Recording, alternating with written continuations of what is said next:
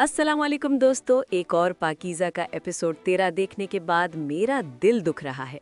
आज के एपिसोड में हमने देखा कि कैसे हमारा लीगल सिस्टम और समाज एक मासूम लड़की को मजीद आजमाइश में डालता है।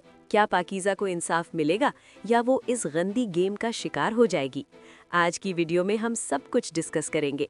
वीडियो एंड तक जरूर देखिएगा। एपिसोड का आगाज वहीं से हुआ जहां कोर्ट प्रोसीजर्स पाकीज़ा के लिए मुश्किल बनते जा रहे हैं।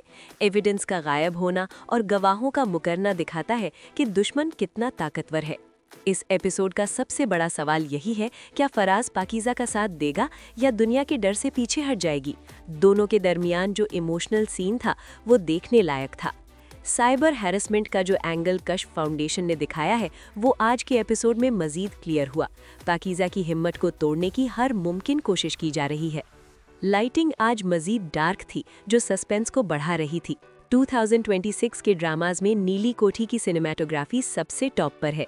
अनमोल बलोच ने डर और पागलपन के दरमियान जो लाइन ड्रॉ की है वो अनबिलीवेबल है। उनकी चीख वाकई असली लग रही थी। अगर आपने गौर किया हो तो वो चाबी जो आयरा को मिली है वो वही है जो एपिसोड 1 में दिखाई गई थी। इसका मतलब कहानी वापस वहीं आ रही है जहां से शुरू हुई थी। मुझे लगता है कि एपिसोड 26 में हमें ये पता चलेगा कि परछाई कोई भूत नहीं बल्कि घर का कोई पुराना राजदार है जो जिंदा है। आपको क्या लगता है, क्या ये सब दिमागी खेल है या वाकई कोई रूहानी ताकत? कमेंट में अपनी थियरीज जरूर लिखें। मैं टॉप कमेंट्स को अपनी अगली वीडियो में फीचर करूंगा। वीडियो पसंद आई तो लाइक करें और चैनल को सब्सक्राइब करना मत भूलिएगा।